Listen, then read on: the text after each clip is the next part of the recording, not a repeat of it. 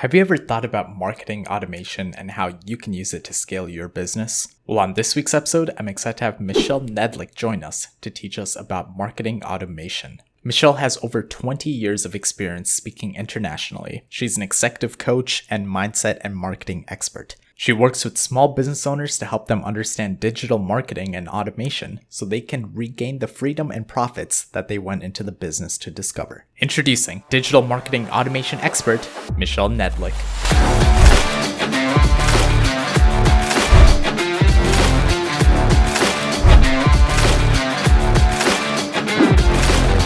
Welcome to the VJ Kailash Show, everyone. On today's episode, I'm excited to have Michelle Nedelec with me. She is the creative director at Awareness Strategies. Michelle, welcome to the show. Thank you for having me. I'm excited to be here. Hey, I'm really excited for this conversation. On today's episode, we're going to talk a lot about automation and digital marketing and all this for entrepreneurs. So I'd love to hear about you, your background, how you got started in this world. You're like, and all that fun stuff. And everybody's going, run to the hills. No, promise we'll make it fun and it'll all be good. So I started, long story short, in about 2003, I started doing a speaking career specifically for helping entrepreneurs to grow their businesses, understanding the laws of success and how they work, how they can think differently in order to get better results. And in doing that, eventually we got to the point where we needed to go online, and I would start to do the things that all entrepreneurs do. I'd go to masterminds and go, hey, what do you use and how do you do this? And, and they're selling that. So I'd buy the software, I'd put the things together, I'd do the stuff.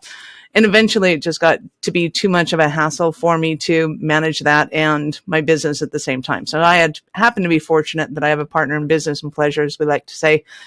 Brad, he is a techie by heart. So he worked with big companies like IBM, Halliburton's, and did basically software build out project management. So when I was asking him to do my stuff, it was like, oh yeah, it takes him 5 seconds, and it was great. So he did that for a while, and then we had this love-hate relationship with what I like to call our Frankenware, which was basically all this hodgepodge of software trying to connect to each other and trying to, breathe life into it. Somebody do an update and all of a sudden Frank would pop out at night, he'd lose an arm. Wasn't a whole lot of fun. So Brad came across a piece of software that he's like, hey, I want to use this. Do you mind? I'm like, you can use whatever you want. I couldn't care less. And for him, the clouds parted, the angels sang, and he had one piece of software that could manage my email, my affiliate links, my sales funnels, all of our prospects. Everything was just taken care of in one space. And he had the ability to be able to build it out and integrate it with other systems, which was an important word in his world, meaning that it made his life easier. And I went, you go for it, babe. Couldn't care less. So in about 2015, the world kind of changed, and we needed to kind of hone in on exactly what it was. What am I actually teaching people to do? What results are the majority of my clients getting? What do I want to focus in on? Because the world of digital marketing was slightly different in that realm. In the traditional marketing, you can get away with a whole lot of other stuff. So we had to pivot somewhat anyways. And I said, well, why don't we just go into like done for you tech in marketing? Because clearly there's a need for this. I'm not the only one. And I'm pretty smart, and I have a certificate in programming, and I did website, and. So if anybody can do it, I can do it, and I didn't not want to do it. So I said, clearly there's demand for this. Let's go do that. And he was kind of done with the big corporate stuff and the politics and said, yeah, let's go do it. So our goal became to let's help as many entrepreneurs as we can to succeed without having to stress themselves over stuff that they shouldn't be playing with anyway. Wow, that's an incredible story. So, you had your own needs met with the software, and because of that, you realized, hey, there's a huge demand. Let me go out there and see if there's other people that could benefit from it. Exactly. So that happened 7 years ago. So what is happening right now with that business? Yeah. So right now we are focused in on helping businesses specifically between 1 million and 10 million to be able to get their digital system set up. And we have a product that's called the Roadmap, and it's to go in and do a deep dive on businesses and to help them to create a 5-year business plan whereby they know they have their marketing strategies built out. They know the technology behind it. They know the human resources they're going to need, the training they're going to need to be able to do it, and give them a full, robust plan of this is where you are right now. and tactically, here's how you fulfill this strategy in order to get to where you want to be in 5 years. It's a phenomenal product, and it's basically taking all of Brad's abilities to be able to do this with huge corporations and being able to downsize it to that size of a company. And he knows if he can get on time, on budget with those people, that he can certainly get on time, on budget with these people and helping them to build out their businesses. So it's super exciting for us. That's really exciting. So tell me again what this product is. This has kind of everything related to marketing all into one software, one platform. Well, so it's the digital adoption roadmap, and it starts with kind of being able to plan out somebody's 5-year plan. So the roadmap is the plan, and then once everything is in place and they're happy with it, then we can look at, if they want to execute it with us, that's great. If they want to, they have their own internal teams, that's fine too. It's just being able to give somebody the wherewithal to know that they're not fumbling through the next 5 years. They actually know what it's going to take to be able to help them to get to these milestones that they've set out for their business. That's great. So it's a lot about helping planning and helping them execute on some certain strategies to get them to their goals. Exactly. Okay. So again, your background is in marketing, and I love marketing. It's not my professional background, but as an entrepreneur, I'm definitely diving deep into it. Could you tell us, just from a very high level, what is marketing and why is it so important for success of businesses? Well, marketing is a conversation that you have with your prospects and other people in order to build interest in having a conversation with you.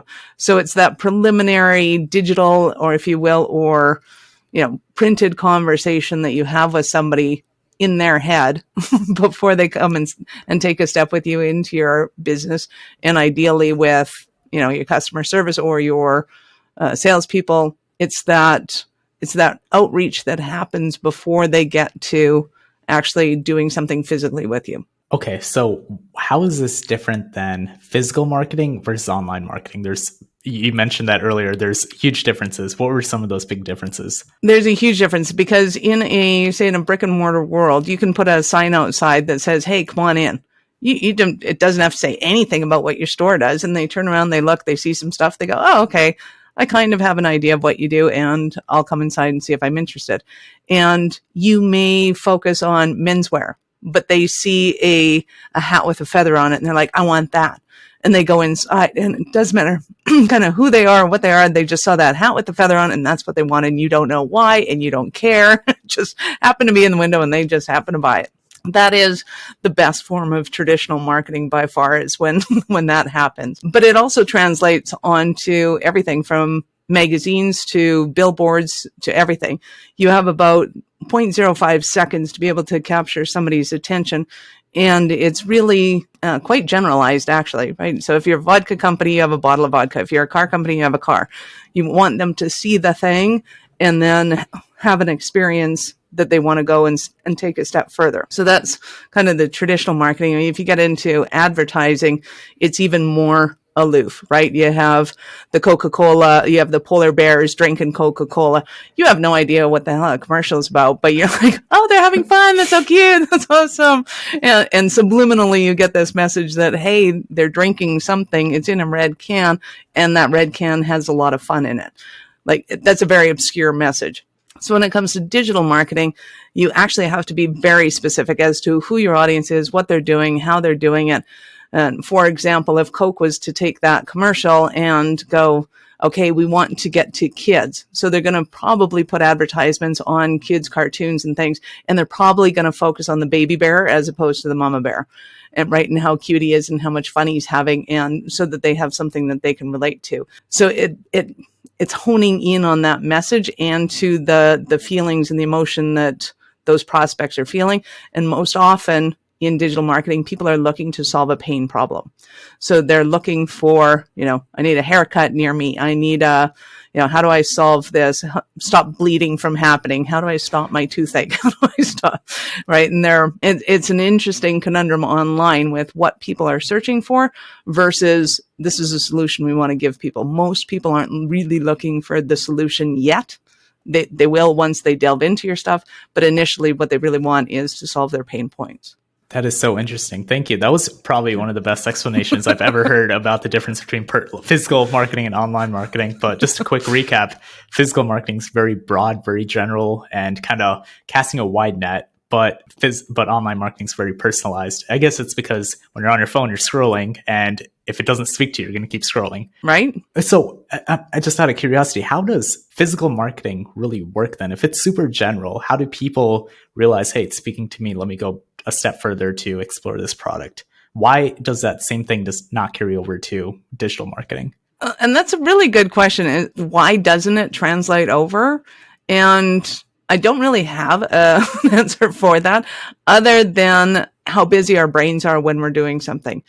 So if I had to guess based on kind of what I know about the human mind and success and how it works, when we're scrolling through Facebook, we're looking for mindless entertainment. I don't really care what my problems are. I don't want to, unless it like hits me of, oh my God, that's the thing I'm avoiding right now. That's why I'm scrolling through Facebook in the middle of the day because I'm avoiding that problem, and it hits and we're like, okay, I got to go look at that thing. And that might be, you really need a new side hustle. It might be, hey, this is how you organize your day better. It might be, it doesn't matter what it is, but it's got to hit us in that moment. Whereas when we're driving down the highway and we're looking at the billboards that are going by and you got that 35 seconds, it's more of an emotional tease that has to hit us. So you will notice that McDonald's signs, for example, tend to be the highest signs in the sky. How they get their poles that high to withstand the wind, I have no idea. It's always fascinated me. But everybody knows the logo, so all they have to do is have that logo. Whereas somebody that's a defense lawyer, when they put up a billboard, they have to have a car crash or something, right? Something that emotionally gets us. And we may not even know that it's the lawyer, but we'll be waiting for that billboard to show up again, or we'll circle around, drive by and go, what did that thing say? And how does it? Oh, I'm afraid of driving. And it might have been that they were looking for safety features in a car. And they go, oh, okay, I don't need an accident lawyer. I need, safety features in my car, not the right billboard. I'll keep going. But when we're online and we're thinking about those, we really want to hit our clients with, hey, are you worried about safety in your vehicle? And then that advertisement will hit them. Or, hey, have you recently been in a car accident and you need help? That will hit them. So it's almost like you have less time, but more precise abilities to be able to hone in on their problem, to be able to break them out of that cycle. No, that definitely makes sense. So let's dive deeper into the digital marketing side, just because that's where your expertise is and that's where I care about, because I don't have any brick or mortar stores.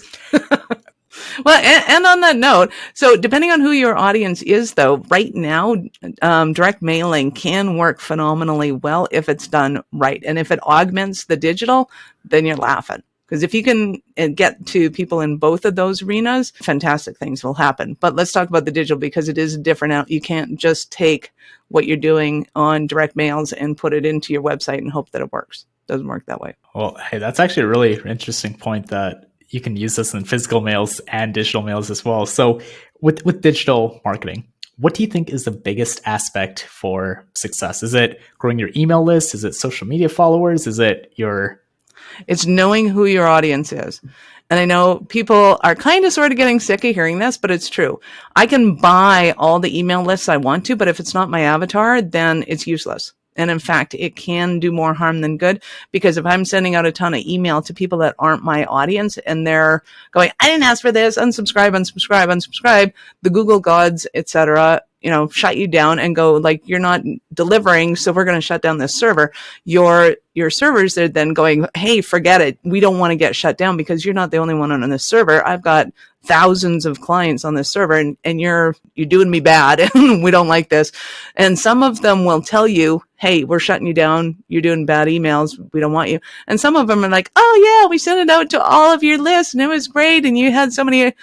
And it's complete lies, because they don't want to lose your business, but they also don't want to send out your emails. So they're telling you that they sent to your entire list, but you may not have. Wow, that's really interesting. I had no idea that they just straight up lie. Straight up lie. And it's not so much that they're kind of straight up lying. They may not give you the data at all. They may not tell you how many opens there were. It's just not a feature of your software. But they did send it to their entire list. So that's just omitting certain data. Got it. Okay. So you mentioned that the dream avatar is one of the most important factors. Could we talk a little bit more about that? Absolutely, because it gets back to that hitting the pain point, right? So if I'm a accident lawyer, I want to make sure that my clients have recently been in an accident and that they are the prime ones for me to help, right? People that are worried about safety and worried about getting in an accident and want to have a lawyer that they can call in case of an emergency is great. But the ones that have recently had an accident and are losing their minds because they're not being heard, they're not getting the attention they need, the insurance companies are not giving them the feedback that they want, those are their ideal clients. So they really want to be able to hone in on the fears, the frustrations, the challenges that those individuals are having, and then be able to script ads and posts and conversations that feed into that. Because if I'm going in and I'm searching on how do I get my insurance company to pay out, right? The lawyers want to know about that too, because that kind of whole thing feeds into their abilities to be able to answer those questions. So if they can write blog posts and things that answer that question, and they can do in such a way that Google will notice it and it'll show the page and it's got all the right backlinks and all that kind of fun jazz, and it's a conversation that the person can read and is interested in, then that gets them higher ranking, that gets more notice to other people that are also searching that query, and it helps them to do business faster.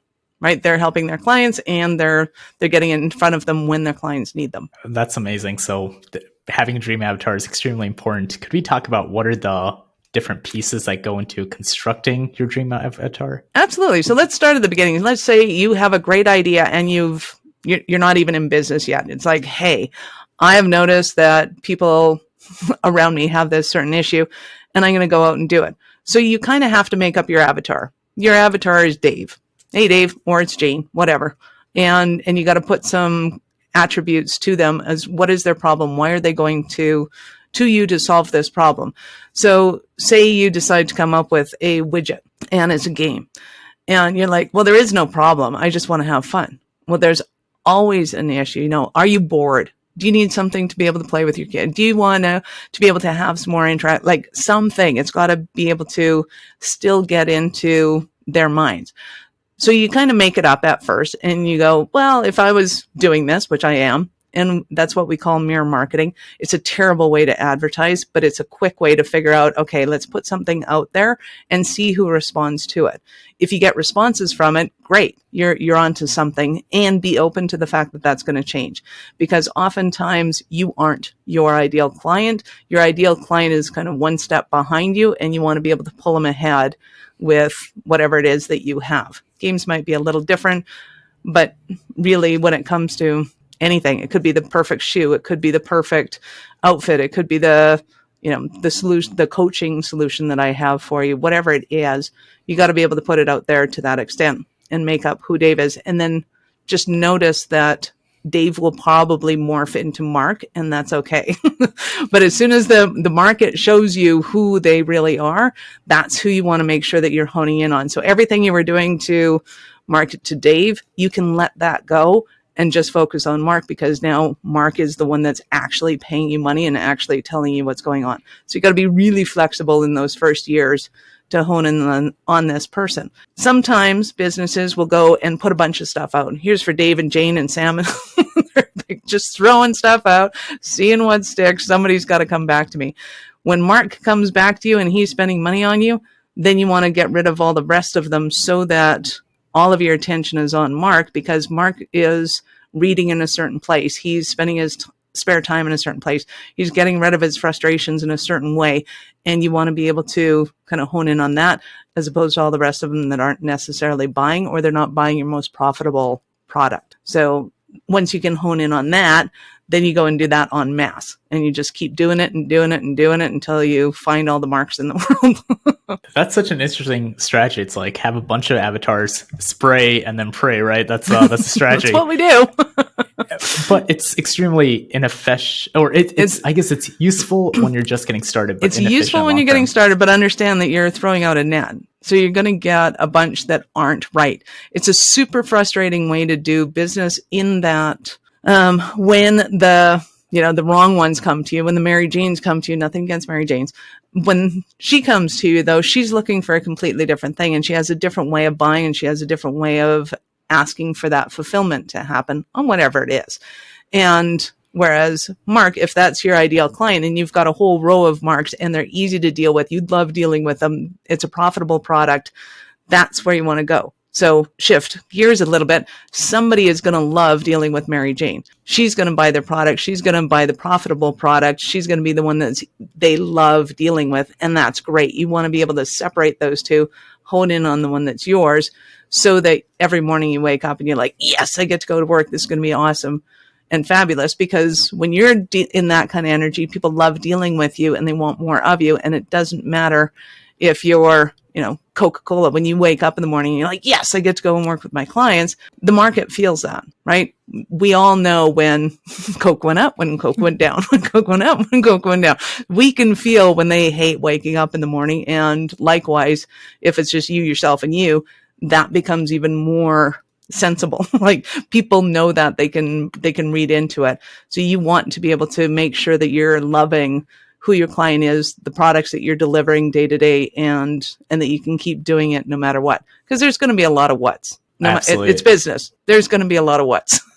And you need to be able to go to work no matter what. Thanks for going over that. With regards to writing copy or headlines, could we talk about that in a little bit more detail? Absolutely. So yeah, there's the big trend right now is to get artificial intelligence to go, hey, these are the best at our titles that have worked, and these will get your attention. And that can be great in that, if it's getting more attention than you had, awesome. But you also want to make sure that, one, you're not starting to, plagiarism is going to be a big one. It's just like, some people don't care. Some people do. A lot of marketers, if they came out with the thing, they're going to go like, I get it. And there's a few key things that right now are trending. They have been for a while. So, and I'm assuming, like I said earlier, that it's going to start to get more personal. But right now, the big ones are, you want to solve people's problems. You want to open it up. If there's a solution to it, it's like, hey, the 7 secrets to fixing your problems in business, or whatever it is. And the more you can hone in on their exact problem, the more apt they're going to be to open it. I am not a personal fan of the, hey, there's a cat playing, elephant teeth. And you're like, that'll get somebody's attention, but I don't think it's the attention that you want. Because it's somebody that wants to get distracted, and they're not necessarily going, hey, I need to, unless you're specifically talking about, wow, you got really easily distracted. It's probably because you're not loving what you do right now. Do you need a business coach? You might want to check this out. That could work. But for the most part, if you have like the 5 secrets that help business owners stay more focused, they're probably more apt. That headline gets more attention because it has a number to it. They know it's an exact amount of steps. They have an idea of how long it's going to take to read that email. They have an idea of kind of what it's going to take to be able to go forward on that. If you're doing things like YouTube ads, that can work really well. And then you have, this video is 5 minutes. Or if it's a blog post, this article takes 3 minutes to read. Whatever the case might be, being conscientious of people's time and effort to delve into the thing tends to be really pertinent right now. You have an added advantage if somebody's opted into your list, they're super excited about your stuff and they want to consume. The more you can kind of anticipate what that ideal journey for your ideal client is, the more apt they are to open those emails and to participate and play with you, which is fabulous. You really want to take advantage of their enthusiasm at that time.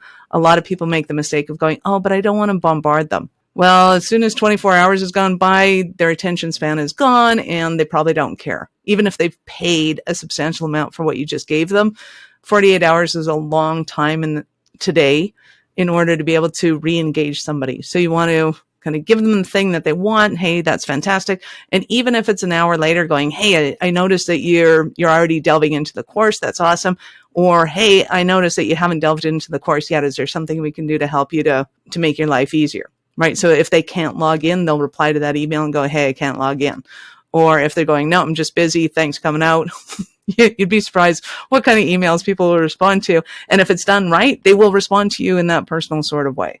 That's ideally what you want to have happen. Wow, that's really interesting. So with email marketing, I've noticed that, I send emails, or people sign up for my course, but there's a handful of people who've paid money but have literally never gotten started. And is that something you find with your clients as well? Yes, absolutely. That is a worldwide phenomenon.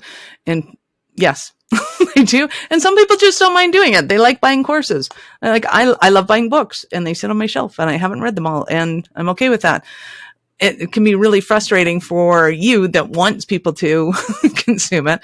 But in knowing that somebody's not going to, and this comes more into the tech side of things and how the tech shows up, because there is software that will tell you whether or not they've logged in or not, and whether or not, or how far in they've gone.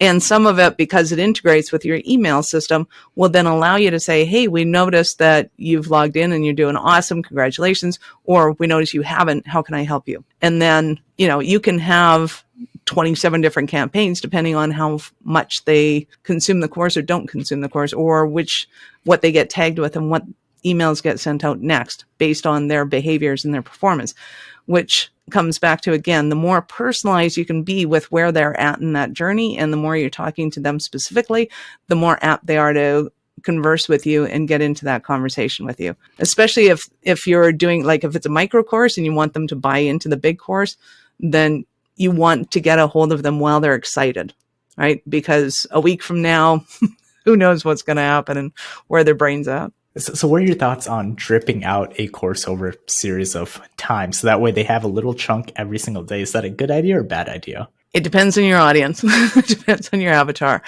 In a disc profile, I'm a high D. I hate those.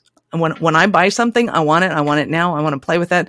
I've allocated the time to being able to do the thing, and I want to make sure that it does the thing that I want it to do. And if that means jumping into, module 6, I want to jump into module 6 because that's why I bought the course, right? You don't know necessarily what I read on that page unless you have the software that shows you where I read on the page, where my eyes were like burning a hole in the page, so to speak. That's kind of what I want to be able to contain. If, on the other hand, you're doing something like, hey, I get it.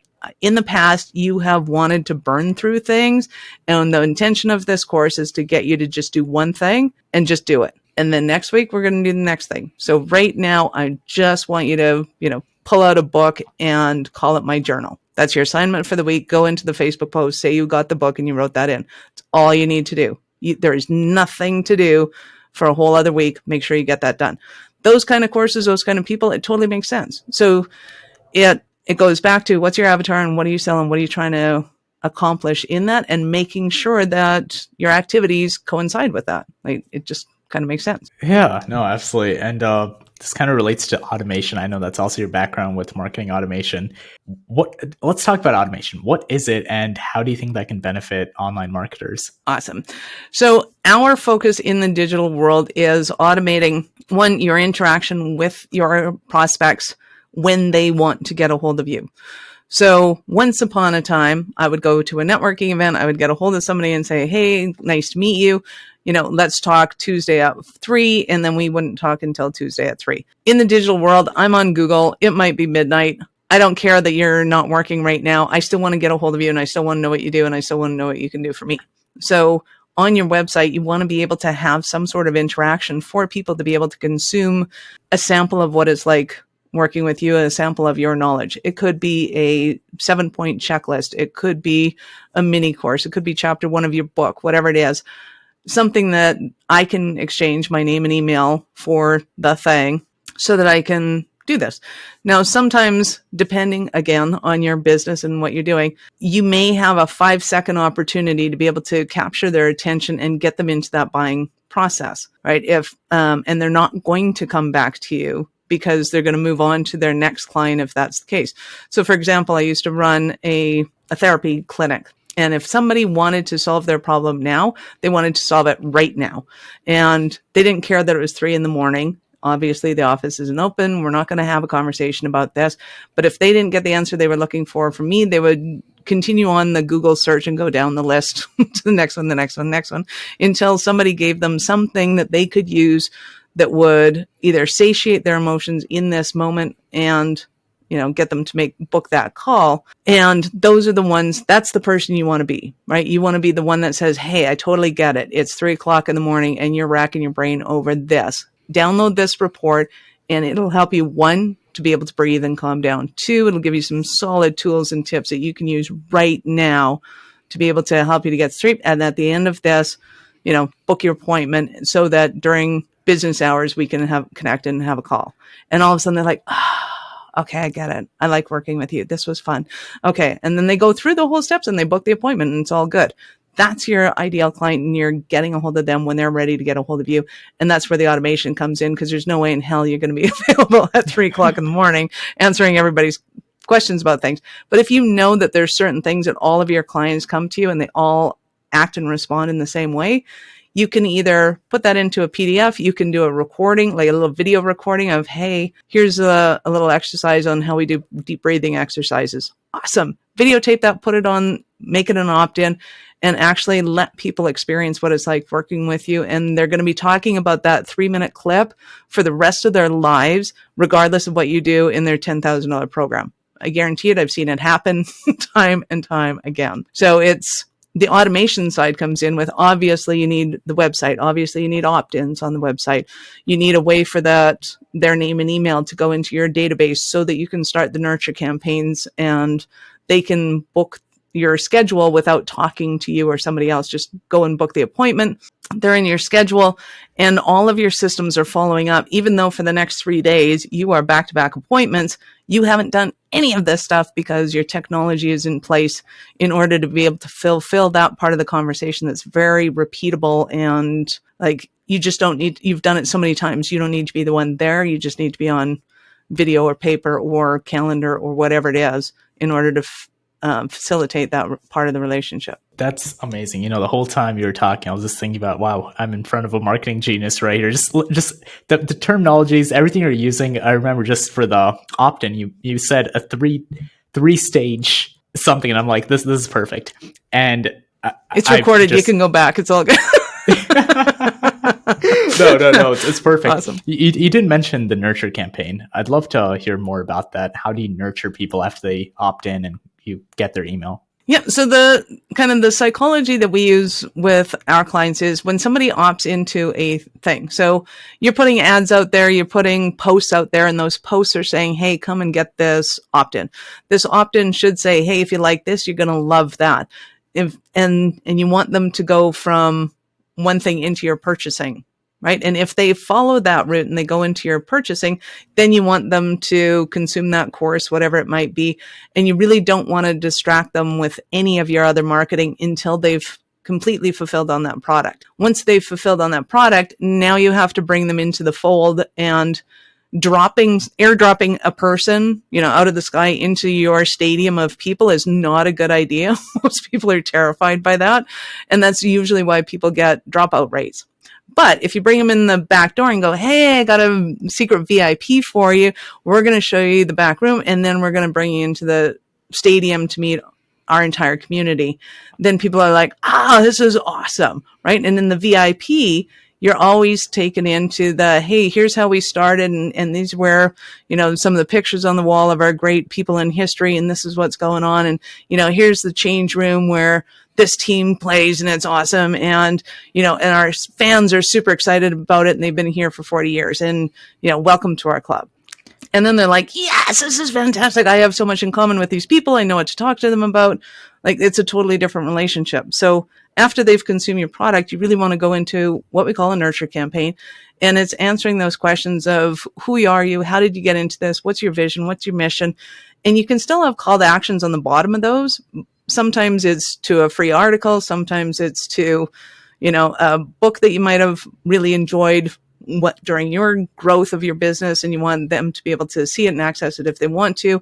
And then it's like, and then we develop these products to be able to help people, and then kind of it rolls on. It's usually about 6 emails or so. It's not super long, but it's enough for them to understand who you are, what you do, how you do it.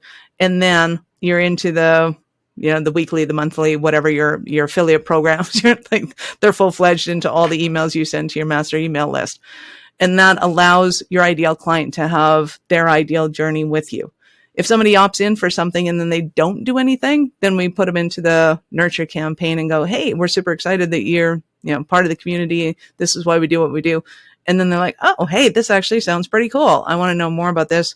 And then they're in your master emails. So they're getting, whatever events you got coming up, whoever you're promoting, all that kind of fun jazz. Oh, that's really interesting. So you nurture them and then you introduce them to the community. And could you talk about this community a little bit? What type of community? Is it like a Facebook group or what is it? It's whatever your community is. So it might be that people that are in your community, you send them an email every week going, hey, this is what I do.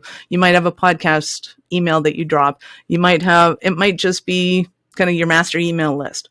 And that's totally okay. But you're assuming people in your master email list are familiar with you and what you do. And you can't assume that with somebody that's just brand new and is just starting to consume your stuff. They don't have a clue who you are. They saw an ad. They opted into a checklist. That doesn't mean they know who you are. It means you dropped a business card on the ground and they picked it up and went, hey, that's neat. Like that's all that's happened at this point. You have to understand where they're at in that. And when it says, hey, check out the QR code on the card that they just picked up off the ground, they do that. You want to have that to be kind of a gentle ease in to a relationship that then says, oh, hey, by the way, I know Dave and Dave's got some really cool stuff. Go check out Dave's things. You don't really want to do that right away. It's like starting a date and going, I know you showed up to talk to me, but my buddy Dave here is available. You want to talk to Dave? And she's like, no, kind of came here to talk to you. What are you doing? Right. So your master email list is reserved for people that are familiar with you and that they know how you operate. And you just want to give people a little bit of an ease into how do you operate. And that could be as easy as, every week we do podcasts. I'm going to show you all of those. I'm going to tell you some things of, products and services we have going on or understanding how my clients are feeling about some things. And we're going to be talking about my friends and what they offer and how I think that might be able to serve and support you. Now they have an understanding of what does your community look like. Are you sending me to a Facebook group? You might. It might be a LinkedIn group. It might be a messaging chat. It might be just your master email list. Whatever it is, you want to be able to ease people into that relationship and just tell them what's coming up. That was really funny, the dating analogy. And same thing, right? You go on a first date, you never ask the other person to marry you because that's when you hard sell, right? Someone opts in and they try to sell them something. And that's kind of where I want to take this conversation. How do you, after you nurture them, how do you actually pitch them your product? Because the goal is obviously to make money. So how do you kind of nurture them to become a client? Well, and let me back up the bus a little bit. The goal isn't really to make money, because if you're making money off of the wrong people, you are making your life miserable. So keep in mind, the end game isn't just to make money. It's to create a product and service that serves other people and they see value in it and they want to show you that value and appreciation. So to me, money is just a value I give something. So whether it's my phone and I give it a value of X amount of dollars, or it's my coffee cup and I give it a value of X amount of dollars, you may not give this cup the same value that I do. And I mean, you may go, what do I want that for? It's too big. It's too small. It's too red. It's too whatever. It's not my thing. So I'm going to give it more of a value than you do. Right. So in understanding that, then we start to understand in business, it's not just about getting rid of the cup and making money.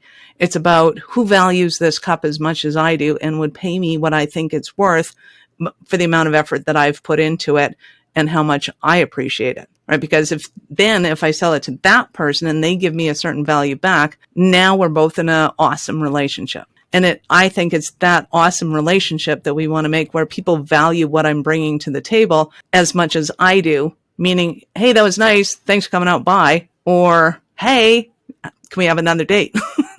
So it's, I want the ones that are interested in having another date. So it's not just about having dinner. It's not just about making money. It's about creating that value. Sustainable relationship. Exactly. And when we have that sustainable relationship, then that's where I think the magic happens. So if you look at your email campaigns in that way, as opposed to how do I sell them on something and how do I make money on it, you can. I don't recommend it because there's better ways to do it. And even if they're the kind of people that are, it's more like it's a faster relationship. Let's put it that way, that you can still build that relationship, the excitement of it, in a fast and concise sort of way so that you are selling them quickly, but it's still in a way that you're talking to them. So let me give you an example. If somebody sells, well, give me an example of a business. That's probably a better one. You give me an example of a business. We'll make it pertinent to you. Let's say a course. We're selling a course on finance. On personal finance. Okay. On personal finance. Awesome. Okay. So, and are we talking budgets, or are we talking, hey, go invest in this, that? Yeah. How to invest. Awesome. So in that relationship, somebody that likes to invest is probably going to be learning from a lot of people that show them how to invest, right? So you're not the only one that they've read up on. You're not the only theory. They've read a bunch of books on, what the stock market is, what the difference between futures and options and all that kind of fun stuff is. And they've honed in on the thing that you do. And now they're going, okay, so. Well, since you said the word, my course is on how to sell options on the stock market. So let's go deeper into that. Let's go with that. Okay, because that makes more sense, right? Why wouldn't you make it specific? So in looking at that, you're going to have, say you have a checklist, 7 things to know before you put a dime into the New York Stock Exchange. Okay, I download your checklist and I go, this is awesome.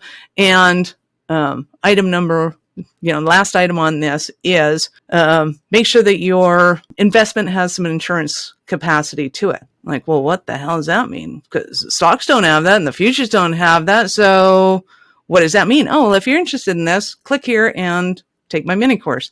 Awesome. So I click there, I take the mini course, and you're talking to me about options and how options actually have a certain kind of insurance built into it and how that all works. And I go, okay, fascinating, but I still have not wrapped my head around this. So you go, hey, if you like this, you're going to absolutely love our course on, understanding the 3 different structures of options, when you use them for puts, when you put them for holds, when you, whatever. I'm making shit up at this point. And you're doing amazing. I'm very impressed. Okay. So then they go, okay, so I want to buy that course because now I'm totally interested in that. I am completely convinced that buying stocks or futures or other things aren't going to get me the security that I'm looking for, or the viability or the ability to be able to have a half decent investment rate. Because, I'm 53. I need to make some money now. I don't have 25 years for compound interest in my favor. I got to do this shit now. Okay, great. So you've hit all my pain points. Now I'm in. Say something happens and I don't know, my internet kicks out and I don't buy the course at that point. You have no clue that has happened. You just know that up till then I was super excited and then all of a sudden I didn't buy from you. So then you go, okay, so we'll go into a nurture campaign. Hey, Michelle, awesome to have you here. Just wanted to give you kind of a bit of background, how I got into options and why I think they're the cat's meow. And, if you're still interested, go click the course here. But it's just a super soft, that's how I got into all of this stuff. And then, why we do what we do. Well, we've noticed that there's been a few problems. And I don't know if you're anything like my parents, but when they were, in their 50s, this is what they did. They had a lot of insurance. They had a lot of real estate. They had 7 kids. 7 kids all moved in and, we all lived happily ever after. That might not be where you're at. And, if you aren't, make sure you get us to hold you. You can even book a consultation here if you really want to. So your call to action could be different on each one, but you're giving me a little bit of background of where you are. Most of our clients, get all of their questions answered in this private Facebook group. You might want to join a private Facebook group and see if there's anybody there that can answer your questions, and then have the link to the Facebook group. And then the next one, you got 6 of those. And at the end, it's like, hey, we have this phenomenal course that'll walk you through everything you need to know about trading options. And if you're really interested in getting your hand hold, we also have this year-long program. You might not be there yet, but if you are, here's a link, click on it. And, and then I go into your main email where I'm just getting your weekly tips and tricks or whatever the case might be. And I'm part of the community now because I've been warmed up. And hopefully by then my internet kicks back in again. I could go buy the course that I wanted to go and buy. Oh my gosh, that was absolutely incredible. I just want to give you a round of applause. You just you nailed that. Nice. Wow, congratulations on all that. I mean, clearly you've been doing this for a while and you're very successful at it. I love that. And Michelle, I don't know if you mentioned this, but what was the software you said you use for all this automation? So at the time that we discovered it was called Infusionsoft. It's now Keep Max Classic, KEAP.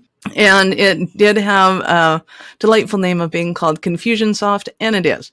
So if all you need to go is to and from work, you got a Class 5 license, you can drive, this is great. You can drive a, no offense, Honda, you can drive a 88 Honda to work, or you can drive a Lamborghini. It's all good. But when you have a certain level of complexity in your business and you need to start doing like long hauling, or you need to do heat or cooling or, safety on it, you need to have an 18 wheeler. Just because you have a Class 5 license doesn't mean you know how to drive an air brakes Class 1, right? There's a whole different level there. And to us, Keep Max Classic is like that. It has the ability to be able to do whatever you want, whenever you want it, and it gets the job done.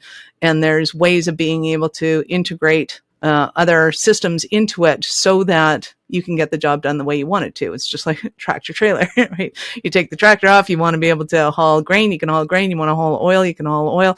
You do whatever you want. So when it comes to selling courses and being able to deliver a specific path for your clients, because one of your clients might be, 53-year-old woman who's going, yeah, I got some time on my hands and want to learn this thing about options. You might have a 32-year-old that's like, I need to do this now. I got a kid coming up. Like, we need to make money now.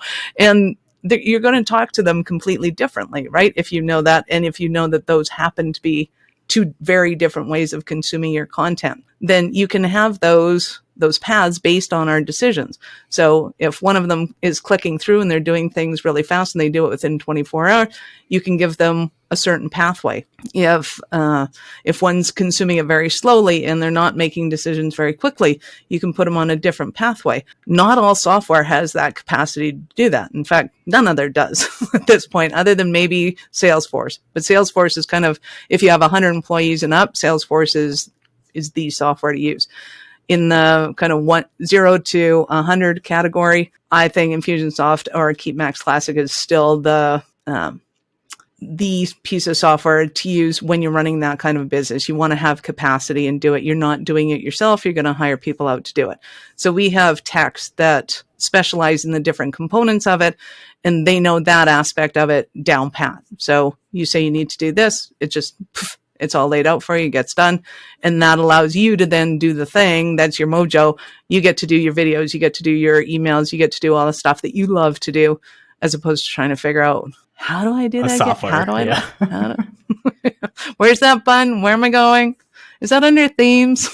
Well, Michelle, you seem extremely knowledgeable in the marketing space. What is your favorite book? You must have learned from somewhere. Well, my favorite all-time book is, of course, Think and Grow Rich. And it's, as far as we're concerned, there's another side to that. And the name just escaped me. Think and Grow Rich and The Science of Getting Rich. Those are kind of the two books, as far as I'm concerned. When you're starting a business, you need to reread, dog ear, write it out like you're in high school until it gets ingrained in your head, because the starting phase of business is almost 90% mindset. It's like you have to wrap your head around your business is yours. You have to self-promote. You have to have the utmost confidence in your ideas and flexibility when people give you feedback of what they want and what they're willing to buy, and quit listening to your mom, your dad, your cousins, and all these smart people that have jobs and, they're really good at what they did. But the rules of entrepreneurship are different, and you have to be in this weird, flexible mindset of, I know exactly what I want and I'm willing to be adjusted. So it's kind of like your Jell-O almost. But to me, mindset at the beginning is paramount. It's absolutely paramount. And when you learn how to think like an entrepreneur and all of the different rules that happen, because everything that gets you to be successful in your consumer life, right? Asking for all the things that you want, going into an employee role and having to answer to somebody else and doing it the way they want it to, which is our school system, right? As soon as you write this exam the way I want you to write it, then I think that you know it and you get success. That will kill you as an entrepreneur. You cannot look at your clients and go, oh, did I do it right? Did I do it right? Because you'll be out of business in no time flat. So those are the two Bibles of business as far as I'm concerned. You got to get them down pat. After that, it depends where your business goes. Both incredible books. Thanks so much for that and the piece of advice. Lastly, where can our audience get in touch with you? This has been an incredible conversation. Awesome. Well, we'd love to give you a gift. It's valued at about $500 and it's a website audit. So what it does is you go and put your website in there and you'll get back a 30 to 50 page report, depending on the size of your website. It'll give you the green lights, things that you're doing right. Yay. Congratulations. You're getting traffic to your page. That's awesome. Or site. You get yellow lights, things that are slowing down your traffic, things you want to look at and change in the Sometimes it's in the back end, sometimes it's in the front end of what you've said, how you say it on the page. And then you get the red lights, and the red lights are where the Google gods are stopping you, all traffic from coming to your site. You want to make sure that you get those up and fixed immediately so that at least you can have some traffic going to your sites and being able to deliver on it. So that's our free gift to you. I'm sure you'll have the links in the show notes, but it's awarenessstrategies.com/website-audit. Awesome. Well, thank you so much. I'll definitely put that in the show notes. Michelle, thank you so much for your time. This has been incredible. Awesome. Well, thank you for having me. I had a ton of fun. Hey, it's BJ. If you liked this video, you are going to love this video. Make sure you click it, leave questions in the comments, and I'm here to help however I can. Hope you have a great day.